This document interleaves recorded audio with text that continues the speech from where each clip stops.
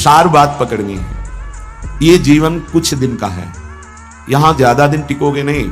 जैसे मेहमान आता है उसको जाना ही पड़ता है। भूलो मत, भजलो श्री भगवान, जगत में कुछ दिन के मेहमान। अंतिम परिणाम पर किसी की दृष्टि नहीं है। जहां देखो बस हमको ये मिल जाए, ये भोग लूं, ये देख लूं, ये सुन लूं, ऐसा बन जाऊं। कितने दिन के लिए बन जाओगे? कहीं कुछ भी तुम्हें मांगने की जरूरत नहीं, किसी के आगे हाथ पसारने की जरूरत नहीं कि आशीर्वाद दे दीजिए, हमारी प्रार्थना मान लीजिए। यदि आप नाम जापक हैं तो दूसरों को सुख देने की सामर्थ्य रखने वाले हैं। आप भगवान के अंश हैं, आप कोई साधारण नहीं। आप अपने स्वरूप को पहचानिए, ये भटकना छोड़िए। नाम जप में रुचि नहीं, सतमार्ग सत्क्रियाएं ये रुचि नहीं, तो कहीं भी भाग के चले जाओ, दुख ही मिलेगा, अशांति मिलेगी, चिंता मिलेगी। ऐसे महापुरुषों का संग नहीं, वृंदावन का आश्रय वास नहीं, और प्रिया प्रीतम की उपासना नहीं, तो तुम्हारा जीवन धिक्कार। किस काम का जीवन? ये बच्चे पैदा करना, सोना, खाना, पीना, रहना, जीना, ये तो सुअर कुत्ता भी कर रहे हैं। अगर नाम जप नहीं चल रहा तो समेट लो जितनी सुख सुविधाएं। अंतिम समय हमारी बात याद करना, कुछ तुम्हारे हाथ नहीं लगेगा। अब भी देख लो, कोई 20 का है, कोई 50 का, कोई 40 का, 30 का। इतना समय व्यतीत हो गया, क्या है तुम्हारे पास जो यहां से ले चलोगे? धिक्कार है, व्यर्थ है उसका जीवन जिसके हृदय में श्री राधा नाम नहीं है, राधा चरणारविंद की प्रीति नहीं है, जिसके हृदय में राधा के प्राणनाथ प्रिय श्री लालजू के नाम में प्रीति नहीं, लालजू के चरणों में प्रीति नहीं, जिसके हृदय में जहां प्रियालाल खेल रहे हैं ऐसे वृंदावन से प्रीति नहीं, जिनके हृदय में वृंदावन प्रियालाल प्रकाशित हो रहे हैं ऐसे प्रेमी जनों से प्रीति नहीं, तो धिक्कार है जीवन को। चार बातें, न राधा, न राधा प्रियो, नापि वृंदावनम, नैव वृंदानि तत्प्रेम भाजाम। जो प्रेम पात्र बने हुए हैं, जिनके हृदय में वृंदावन सहित संपूर्ण सखियां और प्रिया प्रीतम खेल रहे हैं, ऐसे प्रेमी जनों का यदि संग नहीं मिला तो धिक्कार तुम्हारे जीवन को। देखो, सार बात पकड़नी है। ये जीवन कुछ दिन का है, यहां ज्यादा दिन टिकोगे नहीं। जैसे मेहमान आता है उसको जाना ही पड़ता है। भूलो मत, भजलो श्री भगवान, जगत में कुछ दिन के मेहमान। यहां कुछ दिन के लिए आए हो, काल तुम्हारी एक एक सेकंड, एक एक मिनट, एक एक घड़ी प्रतीक्षा कर रहा है। पूरा होने दो, विध्वंस कर देगा, मार देगा। जैसे शिकारी के निशाने पर शिकार हो, ऐसे हम हर समय काल के निशाने पे हैं। मृत्यु रूपी बाण संधान किए हुए वो हर क्षण हमारा केवल इंतजार कर रहा है समय का। सच्ची मानना, वो ये नहीं देखेगा कि तुम गर्भस्थ हो, शिशु हो, बालक हो, जवान हो, बूढ़े हो, स्त्री हो, पुरुष हो। 84 लाख योनियां उसका शिकार हैं। प्रधान मानव योनि ये केवल मुक्त होने के लिए मिली है। अंतिम परिणाम पर किसी की दृष्टि नहीं है। जहां देखो बस हमको ये मिल जाए, ये भोग लूं, ये देख लूं, ये सुन लूं, ऐसा बन जाऊं। कितने दिन के लिए बन जाओगे? सब कुछ बिगड़ जाएगा। यदि तुम्हारे हृदय में श्री लाडली जू का नाम नहीं, लालजू के चरणों की प्रीति नहीं, लाडली लाल के प्रिय धाम महामहिम सर्व पापनाशक सर्व सुखदायिनी वृंदावन की भूमि से प्रीति नहीं, वृंदावन प्रिया प्रीतम के अनुराग में डूबे हुए ऐसे प्रेमी महात्माओं का संग नहीं, तो तुम्हारा जीवन व्यर्थ है। धिक्कार है तुम्हारे जीवन को कि इतना दिव्य मानव देह मिला जिसे दुर्लभो कहा गया। ऐसे दुर्लभ मनुष्य देह से तुम क्या करते रहे? मैथुन धर्म से युक्त होना, आहार विविध प्रकार के पाकर प्राणों का पोषण करना और मनमानी आचरण करके खूब धन आदि कमाना, खूब अच्छा मकान गाड़ी व्यवस्था सब कर लेना, इसमें जो आपका समय गया तो सार बात तो कमाई नहीं। प्रभु का नाम तो जब शरीर छूटेगा तो सब छूट जाएगा। तो आपका 50 वर्ष 100 वर्ष जो मनुष्य देह मिला उसमें क्या आपके हाथ लगा? ये विचार नहीं आता माया के कारण। बार बार माया विस्मृति के गर्त में डालकर बस भोगों में समय नष्ट करती है। धन्य है उनका जीवन जो किशोरी किशोरजू की उपासना, धाम की उपासना, भगवत प्रेमी महात्माओं के संग से नाम जप करना, प्रार्थना मान लीजिए। पछताना पड़ेगा यदि नहीं माने। एक एक क्षण नाम जप करते रहो, तुम्हें महासुखी कर देगा। खूब शोधी हुई बात कह रहे हैं। जो नाम से विमुख है, भगवत चरणारविंद का आश्रय नहीं लिए, तो कोरा पाखंड, आडंबर, नाटक देखने को मिलता है। सत्य अध्यात्म एक बिंदु भी नहीं है। ये निंदा स्तुति का विषय नहीं है, ये सत्य वस्तु का विषय है। जिनके श्वास में नाम नहीं चल रहा, जिनके हृदय में सच्चिदानंद भगवान का आश्रय नहीं, तो हर चेष्टा उनकी पाखंड हो जाती है। भगवत ऋषि जी कह रहे हैं, बिन विवेक वैराग्य भक्ति बिन सत्य नये को मानो, भगवत विमुख कपट चतुराई सो पाखंड जानो। ऐसा पाखंड फल फूल रहा है कि लौकिक बुद्धि रखने वाले बस यही समझते हैं कि यही सार बात है। नहीं, कर लो, कर लो। तुम्हें 50-100 वर्ष मिले, पाखंड कर लो, दंभ कर लो, नाटक कर लो, जो चाहो एकत्रित कर लो। दुनिया का एक कबाड़ है। जब छूटने का समय आएगा तब तुम्हें पता चलेगा। मन पछताई है, अवसर भी दे। समय था तो प्रायश्चित नहीं किया अपने पाखंड का, दंभ का, पाप का। कल चर्चा हुई थी, दो नहीं रख के यहां से जाना चाहिए, एक ऋण और दूसरा पाप। नहीं तो तुम्हारे को आना पड़ेगा, दुर्गति हो जाएगी। किसी का एक पैसे का, एक वस्तु का उधार ऋण नहीं होना चाहिए जीवन में। और कोई भी पाप अब हमको साथ लेके नहीं जाना। अगर भूल से हो गए हैं तो हम उनका यहां प्रायश्चित करेंगे, अंदर से जलेंगे और संत महात्माओं से पूछेंगे इस पाप का हम क्या दंड स्वीकार करें, कौन सा प्रायश्चित करें। वो जो आदेश करे, बिना किसी प्रश्न के, संशय के, उसे स्वीकार कर लो, पाप नष्ट हो जाएगा। पाप और ऋण ये अपने जीवन में नहीं होना चाहिए। पर पाखंड, दंभ ये केवल पाप कराता है। भोले भाले भूले हुए जीव प्राणी वो जानते नहीं है कि किसे सत्य अध्यात्म कहते हैं। बस भूल में और भूल बटोरते घूम रहे हैं। कहीं कुछ भी तुम्हें मांगने की जरूरत नहीं, किसी के आगे हाथ पसारने की जरूरत नहीं कि आशीर्वाद दे दीजिए, हमारी प्रार्थना मान लीजिए। यदि आप नाम जापक हैं तो दूसरों को सुख देने की सामर्थ्य रखने वाले हैं। आप भगवान के अंश हैं। आप कोई साधारण नहीं, आप अपने स्वरूप को पहचानिए, ये भटकना छोड़िए। आप परम स्वतंत्र भगवान के अंश हैं, आप परम स्वतंत्र हैं। ये माया आपको जो बांधे हुए है, इसी से मुक्त होने के लिए, इसी भ्रम को मिटाने के लिए हमें मानव देह मिला है। ए मारे घूम रहे, हमें सुख मिल जाएगा, कोई दे देगा आशीर्वाद। अरे आशीर्वाद भगवान ने दे दिया तुम्हें, तुम भगवान के अंश हो, तुम्हें मानव दे दिया, तुम्हें बुद्धि दे दी, विवेक दे दिया। इससे तुम सुखी नहीं हो पा रहे तो किसी के आशीर्वाद से क्या सुखी हो जाओगे। आशीर्वाद भी वही लागू होता है जो सत्कर्मी होता है, जो पाप नाशक अनुष्ठान किए हुए उसी के ऊपर आशीर्वाद जाता है।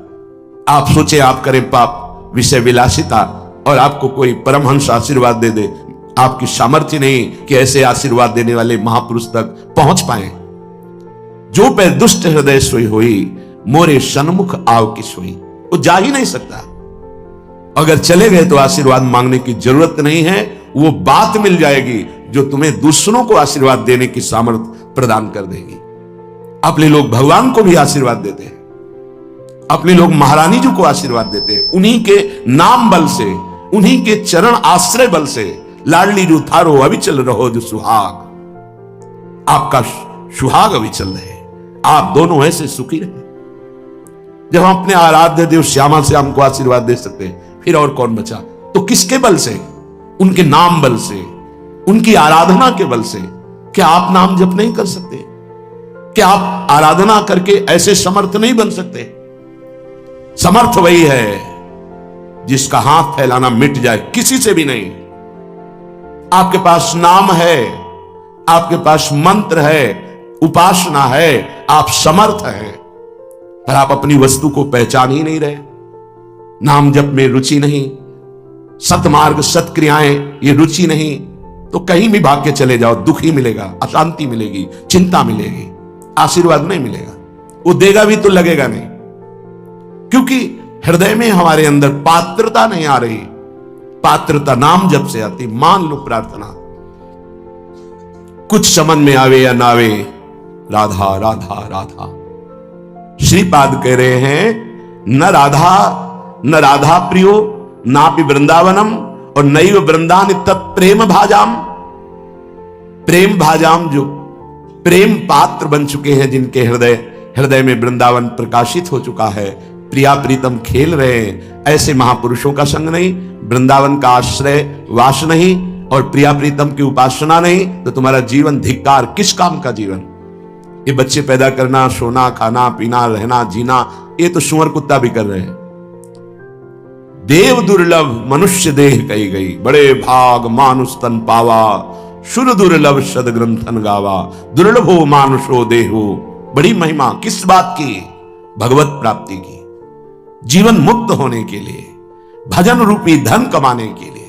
यदि भजन नहीं, ज्ञान नहीं, भक्ति नहीं, वैराग्य नहीं, तो फिर पशु से बढ़कर के तुम नहीं हुए, पशु से नीचे ही हुए। क्योंकि पशु तो अपने कर्मों का भोग भोग कर ऊपर उठ रहे हैं, तुम सबसे ऊपर आकर अब ऐसे कर्म कर रहे हो कि नीची योनियों को जाओगे। श्रीपाद कह रहे हैं, कोई भी आराधना किए बिना प्रभु की सुखी नहीं हो सकता, चाहे वो ब्रह्मा के पद में ही क्यों ना हो। सच्ची मानना, अगर सुख का अनुभव होगा तो भगवत आराधना से। ये बैठ जाए दिमाग में, भोगों में सुख नहीं है। अनंत ब्रह्मांडों में जितने भोग हैं सब माया के द्वारा रचित हैं। अगर वो सुखद भोग लग सकता है तो प्रभु को अर्पित करने के बाद, प्रभु से जुड़ने के बाद, प्रभु की दृष्टि पड़ने के बाद, जैसे ऐसे हम पाते हैं तो अन्न है, लेकिन जब प्रभु को अर्पित करते हैं तो प्रसाद हो जाता है, और प्रसाद पाप का नाश करके हृदय में प्रसन्नता प्रकट करता है। प्रसन्नता ही भगवत आनंद की तरफ आगे बढ़ाती है। समझ में नहीं आ रहा, हम बार बार भटक रहे हैं इन्हीं भोग, इन्हीं सुविधाओं को सुख मान। अगर नाम जप नहीं चल रहा तो समेट लो जितनी सुख सुविधाएं, अंतिम समय हमारी बात याद करना, कुछ तुम्हारे हाथ नहीं लगेगा। अब भी देख लो, कोई 20 का है, कोई 50 का, कोई 40 का, 30 का, इतना समय व्यतीत हो गया। क्या है तुम्हारे पास जो यहां से ले चलोगे? और कौन सी अनुभूति है जिसमें तुम तृप्ति का अनुभव कर रहे हो कि मुझे ये मिला, मैं तृप्त हो गया? कुछ नहीं, जीरो पे जीरो हो। वही वासना, वही मांग, वही चिंता, वही शोक, वही भय, वही कामना। देखो ना, अंदर देखो। संतोष, शांति, निर्भयता, निश्चिंतता, निशोकता, परमानंद एक भी है नहीं, वो बिना भगवत आराधना के नहीं। श्रीपाद कह रहे हैं, हिरण मम राधा नागर चरण, मरणे पिनैव विस्मरतु, तनुरपि न विपत् कोटिषु, जीवन वृंदावनम क्षणम त्यजतु। ये बहुत सुंदर बात मांग रहे हैं। जब मेरे मरने का समय आवे तो हे राधा नागर अर्थात प्रिया प्रीतम, जीवन आपको समर्पित है, तो अंतिम श्वास में आप चूक मत करना। यदि जीते जी मैं आपके योग्य नहीं हुआ, आपने दर्शन नहीं दिए, आप नहीं मिले, चलेगा। क्यों? क्योंकि नाम आपका है ना, नाम के सहारे जी लेंगे हम आपकी लीला गुण गायन करके जी लेंगे, आपके प्रेमी जनों के संग से, आपके चरणारविंद के अनुराग रंग में हम जी लेंगे। पर अंतिम समय आप, बहुत सुंदर बात भक्तों ने मांगा भी है, कह रहे हैं कि अंतिम समय आप मेरे हृदय में स्फुरित हो जाए। जब मैं शरीर छोड़ रहा हूं उस समय केवल प्रिया प्रीतम। निश्चित निश्चित ये हमारा विश्वास, हमारा हृदय इस बात को पक्का करता है कि जैसे भी बने हम लगे रहे हैं जीवन भर प्रभु के चरणों में, तो अंतिम में प्रभु फिर अपनी कृपा विशेष करते हैं। उस उपासक के हृदय में प्रभु स्फुरित हो जाते हैं, स्मरण रूप में या रूप रूप में स्फुरित हो जाते हैं। यदि जीवन में किसी महात्मा का संग रहा है, श्री प्रिया प्रीतम की किंचन मात्र आराधना बनी है, धाम आदि भगवत पुरियों का, धामों का तीर्थाटन, अवगाहन थोड़ा भी वास हुआ है, वो अंदर से आश्रय प्रभु का रहा है, तो अंतिम समय उसके भगवान पधारते हैं। निश्चित ये हमारा विश्वास कहता है, क्योंकि अंतिम गति ही परम पद या अगला जन्म या दुर्गति, अंतिम क्षण जो होता है वो महामहिम माना जाता है। कहते आपके विश्वास से क्या प्रमाण क्या है? तो अजामिल संध्या करने वाला, शास्त्र स्वाध्याय करने वाला, धर्माचरण परायण और बुजुर्गों की, गुरुजनों की सेवा करने वाला था। उस सेवा के लिए ही जंगल में समिधा लेने गया था। वहां व्यभिचार परायण वैश्य और व्यक्ति को देखा, कामांध हो गया। एक दृश्य ने उसे पूरे जीवन को बर्बाद कर दिया। तो अंतिम समय में जब वृद्धावस्था की सीमा चल रही थी कि उस समय संतान का योग था ही नहीं, पर संत जन आए और उन्होंने कहा कि अब जो संतान होगी उसका नाम नारायण रखना। अत्यंत आसक्ति छोटे पुत्र में होने के कारण मरने के समय वो उसे बुला रहा था, नारायण नारायण। तो शायद वो आवाज वहां तक ना पहुंची हो, पर नारायण के पार्षद आ गए और उसको परम पद मिला। ये घटना क्यों घटी? क्योंकि धर्मात्मा था, वो अच्छे आचरण करने वाला था। कुसंग से भ्रष्ट हो गया तो क्या हुआ? हरि ने अंतिम संभाल दिया। तो जो अपने जीवन में प्रयासरत है कि नाम जप करूं, जीवन में प्रयासरत है कि हमसे कोई पापाचरण ना हो जाए, मेरे जीवन धन प्रभु के लिए है, तो ये हमारा विश्वास है अंतिम उसका बहुत मंगलमय होगा। जो जीवन में मनमानी आचरण करता है, पापाचरण करता है, ढेर सारी वैभव समेट लिया और मरोगे तो कुछ साथ नहीं जाएगा। वो अंतिम समय जो तुम्हारी दुर्गति होनी वही तुम्हारे दिमाग में आ जाएगा और तुम उसी को प्राप्त होगे। श्रीपाद मांग रहे हैं प्रियालाल से, हन्मम राधा नागर चरणम मरणे पिनैव विस्मरतु। जीवन भर आपकी आराधना की, अब अंतिम समय जब मेरा मरने का आवे तो हे प्रिया प्रीतम आप स्फुरित हो जाए, आपके चरणारविंद हमारे हृदय में स्फुरित हो जाए। अब ऐसे कड़वे संसार में जन्म ना हो जहां केवल छल है, कपट है, धोखा है, जहां सत्य का किंचन मात्र लेश भी व्यवहार में नहीं है। तत्व तो सत्य विराजमान है पर उसका परिचय नहीं। असत माया का खेल चल रहा है, नहीं जन्मना ऐसे संसार में। हमें आपकी प्राप्ति करनी है। माना कि मेरे में सामर्थ्य नहीं, पर अंतिम समय आपसे प्रार्थना है आप हमारे हृदय में स्फुरित होना। और हे वृंदावन, आप मुझे ऐसी सामर्थ्य देना कि भारी दुख का समय हो अंतिम, तो भी मैं आपके धाम से अपने शरीर को बाहर न जाने दूं। यह बड़ी बात है। एक क्षण के लिए भी मैं कभी अंतिम चेष्टा में, जब मेरा शरीर भारी पीड़ा में हो, यहां से जब जाना होता है, जिनका आखिरी जन्म होता है, तो बहुत कुछ हमारी गंदगी जमा है जन्म जन्मांतरों की, वो बहुत शीघ्र भोगवाई जाती थोड़ा थोड़ा करके। तो देखा जाता है कि बड़े महापुरुष भी अंतिम समय बहुत ही विकराल परिस्थिति आ जाती है। उस समय भागना नहीं है औषधि के लिए, नहीं, ये धैर्य उपासक के अंदर ही होता है। पास में ही राधा टीला है, अभी कुछ ही वर्षों पहले की बात है। यहां के पूज्य जो महंत जी थे, बड़े ही कुंज बिहारी श्री हरिदास चरणारविंद के अनुरागी थे। रामकृष्ण मिशन में गए, परेशानियां बढ़ रही थी। उन्होंने जांच की, उन्होंने कहा यहां नहीं, आपको दिल्ली जाना होगा, या हो सकता है आगरे में हो जाए, या तो नहीं हो सकता न मथुरा में न वृंदावन में। कुंज बिहारी श्री हरिदास कौन जाएगा दिल्ली आगरा? हालत खराब होती चली गई। श्री हरिदास कुंज बिहारी श्री हरिदास। सबसे कहा कि स्वामी जी बुला रहे हैं हमें, जल्दी तैयारी करो जल्दी। ये अभी कुछ वर्षों की बात है, ये अपने सामने की बात कह रहे हैं। जल्दी भोग बनाओ, नहीं तो भोग नहीं लगा पाओगे, समय है अभी, राजभोग जल्दी लगाओ। राजभोग लगाया, प्रसाद लाओ, प्रसाद। बैठो सब सामने, कुंज बिहारी श्री हरिदास, श्यामा प्यारी कुंज बिहारी श्री हरिदास दुलारी। कीर्तन शुरू हुआ, कोई समझ नहीं पा रहा क्या कह रहे, बस खून की उल्टी हुई। बोले स्वामी जी बुला रहे, चले। ये है जीवन भर की आराधना का स्वरूप।